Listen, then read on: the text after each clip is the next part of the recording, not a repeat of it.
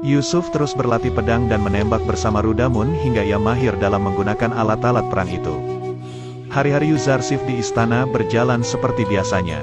Dan setelah dia membereskan makanan sisa dari Putifar dan Zulaikha, dia membawa makanan itu menuju kamar budak dan pelayan untuk membagikannya. Sementara itu Zulaikha terus mengamati Yuzarsif di dalam istana setiap hari sampai ia beranjak dewasa.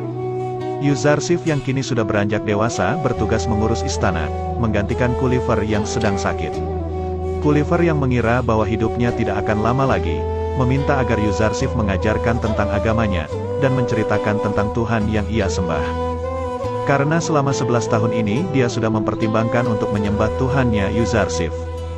Yuzarsif pun mengatakan jika Kulifer sudah termasuk penyembahnya, karena selama 11 tahun dia sudah mempertimbangkan untuk menyembah Allah saat itu. Di sini Yuzarsif juga mengakui kepada Kulifer, bahwa dia adalah nabi utusan Allah yang terakhir pada zaman itu. Pada akhirnya Kulifer pun terbebas dari keyakinan yang sesat, dan kini menganut agama Tauhid bersama Yuzarsif. Seluruh istana mengetahui bahwa Yuzarsif setelah menggantikan posisi Kulifer sebagai pengurus istana. Tapi Yuzarsif harus mengatakan bahwa dia hanya menggantikan sementara, karena Kulifer sedang sakit. Dan jika Kulifer sudah sembuh nanti, posisinya akan dikembalikan kepadanya. Sementara itu Kalimama terus menghasut Zulaikha, untuk mempertimbangkan keputusan Putifar yang mengangkat Yuzarsif sebagai pengurus istana. Zulaikha pun memarahi Kalimama, karena dia terus saja menjelek-jelekan Yuzarsif di depannya. Putifar yang kembali menemui Amunhotep, memberikan berita bahwa wanita-wanita di kuil Amun yang seharusnya dijadikan istri oleh Amun, tapi mereka malah mendapatkan pelecehan dari para pendeta kuil. Namun hal itu membuat Amunhotep marah, dan akan segera membereskan para pendeta yang sudah melewati batas itu. Terjadi perdebatan antara Amunhotep dan Permaisuri. Di sini Permaisuri memperingatkan agar tidak menjelek-jelekkan Amun dan para pendeta, karena akan membahayakan kepercayaan mereka. Tapi Amunhotep mengatakan bahwa kepercayaannya kepada Amun mulai hilang, akibat ulah dari para pendeta yang selalu berbuat kurang ajar dan semena-mena. Amunhotep juga memperingatkan anaknya Amunhotep muda, agar nantinya jika dia sudah diangkat menjadi raja, dia harus bisa bijaksana dan bertindak tegas kepada pendeta-pendeta Amun yang sudah berbuat seenaknya itu. Dia juga mengatakan bahwa ibunya terlalu fanatik terhadap Amun dan para pendetanya, sehingga dia buta dalam melihat kejelekan yang mereka lakukan. Setelah Putifar pulang dari istana Amunhotep, dia kembali ke istananya dan mengajak Yuzarsif untuk beradu pedang bersamanya. Di tengah-tengah duel itu, Yuzarsif memperingatkan kepada Putifar, bahwa Amunhotep sedang dalam bahaya, karena akan ada yang menjatuhkannya dari dalam istananya sendiri. Sementara itu, Anikmahu mendapatkan surat dari Permaisuri, bahwa kuil dan para pendeta akan segera diperangi oleh Amunhotep dalam waktu yang tidak akan lama lagi. Anikmahu yang merasa ketakutan, hanya mempunyai dua cara untuk menyelesaikan masalah ini. Yang pertama adalah mereka harus meminta maaf langsung di hadapan Amunhotep, atau yang kedua adalah menyuruh orang agar bisa membunuh Amunhotep. Padiamun langsung mengusulkan agar Anikmahu menjalankan cara yang kedua, dengan memerintahkan orang terdekat Amunhotep untuk membunuhnya. Pendeta lainnya juga menyetujui usulan Padiamun itu, dan mengetahui siapa orang yang akan mereka sogok nantinya. Kembali ke istana, Kulifer akhirnya meninggal dunia dengan tenang setelah ia memeluk agama Tauhid.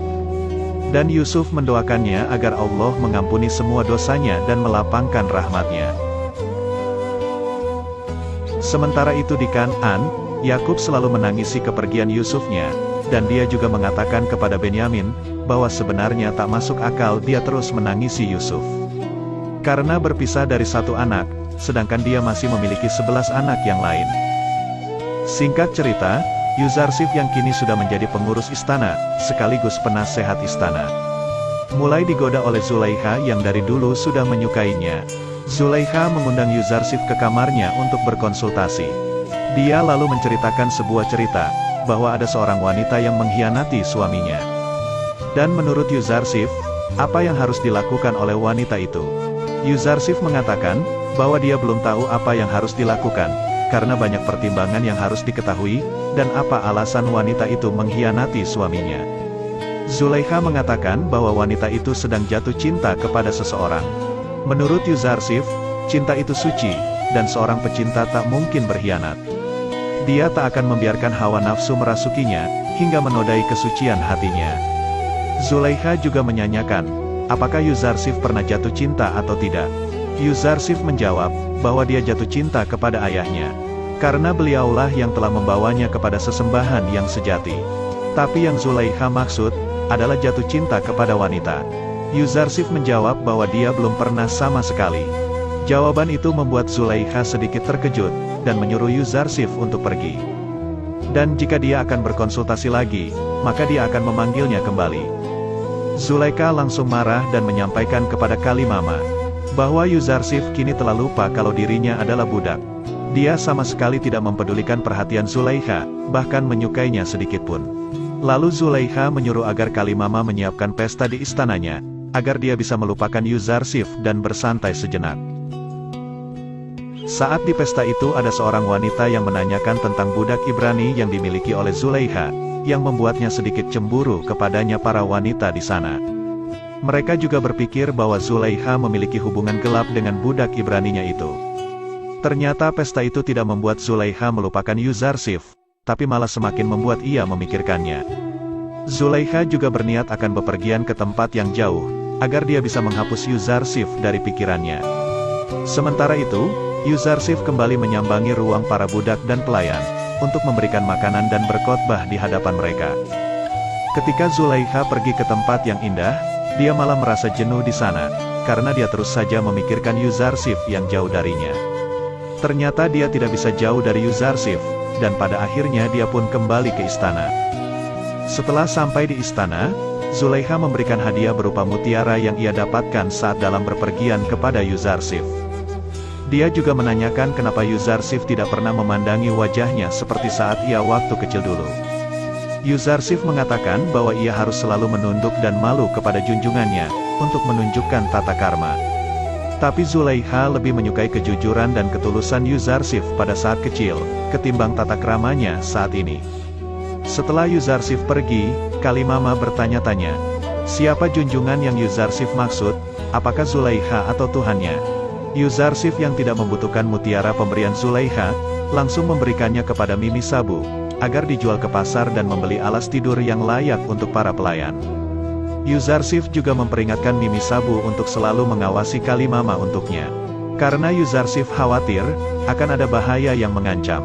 Yuzarsif mengatakan bahwa mereka harus berlindung kepada Allah, dari para wanita pemuja hawa nafsu. Mimi Sabu pun akhirnya menyadari bahwa kekhawatiran Yuzarsif itu adalah sebuah percintaan sudah sewajarnya. Semua wanita jatuh cinta kepada Yuzarsif karena ketampanannya. Yuzarsif mengira bahwa ketampanannya itu ibarat burung bersuara merdu, yang suara merdunya itu hanya membawa bencana baginya. Yuzarsif juga mulai bertanya-tanya dan khawatir, karena seolah-olah Allah kini sudah tidak memperdulikannya lagi. Tak ada utusan atau pesan yang diberikan melalui malaikat wahyunya. Akibatnya dia merasa bingung dengan apa yang harus dia lakukan saat ini.